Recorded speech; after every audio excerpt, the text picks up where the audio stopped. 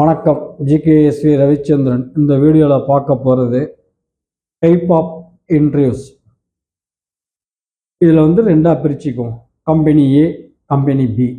இப்போ கம்பெனி ஏ என்ன பண்ணுவாங்கன்னு கேட்டிங்கன்னா, டீப்பாக 2-3 ரவுண்டு கூட இன்டர்வியூ எடுப்பாங்க, ஏன் 4 ரவுண்டு இன்டர்வியூ கூட எடுப்பாங்க.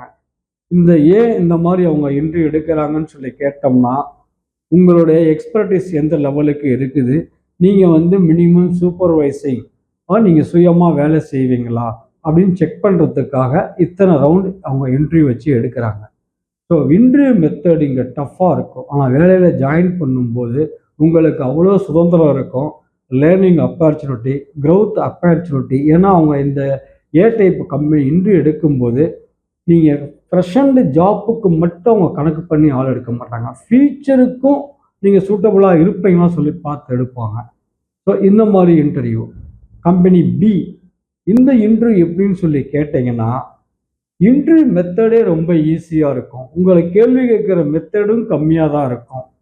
ஆனால் இவங்க உங்களை ஈஸியாக ஹையர் பண்ணி கூட்டிகிட்டு போயிடுவாங்க. ஏன்னு சொல்லி கேட்டோம்னா, இவங்க வந்துட்டு டைட் சூப்பர்வைசிங் மெத்தட் வச்சுருப்பாங்க.